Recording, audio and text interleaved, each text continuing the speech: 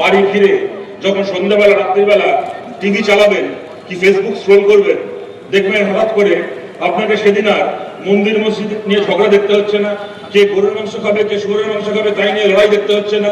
তার বদলে আপনার টিভি স্ক্রিনে আপনার ফেসবুকের ফিডে খবর আসবে আজকে পশ্চিমবাংলার বিধানসভায় সম কাজে সম মজুরির আইন পাস হয়েছে, কালকে সকাল থেকে আমি আর কন্ট্রাকচুয়াল নই, কালকে সকাল থেকে আমার চাকরি পার্মানেন্ট হয়েছে, আমিও পেনশন পাবো। কতগুলো কাজ আমরা বিধানসভায় দাঁড়িয়ে করতে চাই, কতগুলো লড়াই আমরা লড়তে চাই। আমাদের প্রথম কথা কন্ট্রাকচুয়াল চাকরি।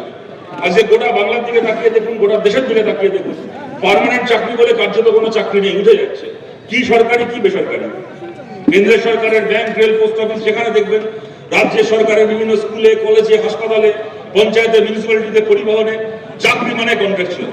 ঘরে ঘরে ছেলেমেয়েরা পড়াশোনা করছে, কেউ গ্রাজুয়েশন করছে, কেউ মাস্টার ডিগ্রি করছে, করে একটা 10,000 টাকা 12,000 টাকা মাইনের চাকরি পেলে যেন আকাশের চাঁদ হাতে পেয়ে গেছে এমন অবস্থা হচ্ছে।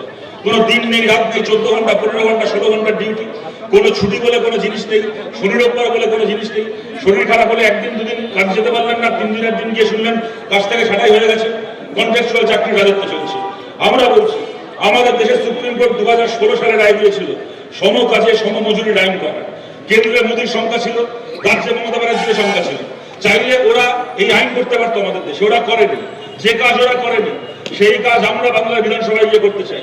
আপনারা যারা এখানে যারা আমার গুরুজনেরা রয়েছে, আপনাদের মনে থাকবে সেই সময়টা, আমার তো কোনো জন্ম হয়নি, দীপশিতা মীনাক্ষী কারণে সেই সময় জন্ম হয়নি, কি এখানে যুব থেকে শুরু করে প্রণয় থেকে শুরু করে আকাশ যারাই এখানে রয়েছে, কিন্তু আপনারা সেই সময়টাকে দেখেছেন। আপনাদের মুখ থেকেই আমরা জেনেছি যখন কংগ্রেসের সরকার ছিল, বরকত গনি খান চৌধুরী বিদ্যুৎ দপ্তরে অনেক কন্ট্রাকচুয়াল লোক নিয়োগ করেছিল, তাদের মধ্যে বেশিরভাগই কংগ্রেসের কর্মী।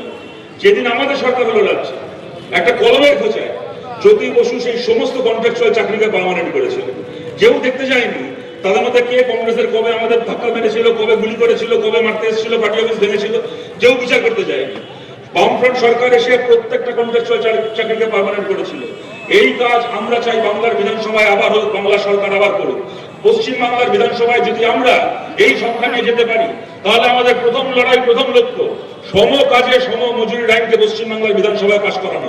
যারা দূর থেকে আমাদের কথা শুনছেন, যে বিভিন্ন ক্যামেরার মাধ্যমে যারা ফেসবুক লাইভ করছেন, ভিডিও করছেন, ইউটিউবার যারা এখানে আছেন, তাদের মাধ্যমে আমাদের কথা যার যার কাছে পৌঁছচ্ছে, আমাদের কন্ট্রাকচুয়াল চাকরি করেন আমাদের রাজ্যে আমাদের যে ভাই বোনেরা আমাদের কথা শুনছেন, আজকে হয়তো কোন সকালবেলা বাড়ি থেকে বেরিয়েছিলেন, সারাদিন 12-14 ঘন্টা 15 ঘন্টা কাজ করেছেন, করে রাত্রিবেলা বাড়ি ফিরবেন, আবার কালকে ভোরে বেরোতে হবে।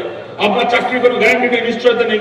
আপনাদের সবাইকে বলছি, যদি আমাদের এই লক্ষ্য পূরণ হয়, তাহলে আজ থেকে 6 মাস পরে 7 মাস পরে একদিন এরকম ভাবে সারাদিন কাজ করে বাড়ি ফিরে যখন সন্ধ্যাবেলা রাত্রিবেলা টিভি চালাবেন কি ফেসবুক স্ক্রোল করবেন, দেখবেন হঠাৎ করে আপনাকে সেদিন আর মন্দির মসজিদ নিয়ে ঝগড়া দেখতে হচ্ছে না, কে গরুর মাংস খাবে কে শুয়োরের মাংস খাবে তাই নিয়ে লড়াই দেখতে হচ্ছে না।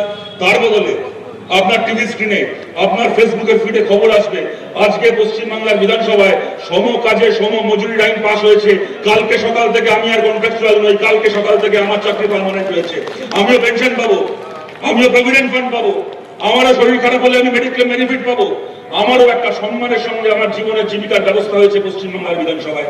এই কাজ আমরা বামপন্থীরা করতে চাই। যদি আপনারা মনে করেন আমাদের এই লক্ষ্য ন্যায্য, তাহলে এই লড়াই আমাদের পাশে দাঁড়ান।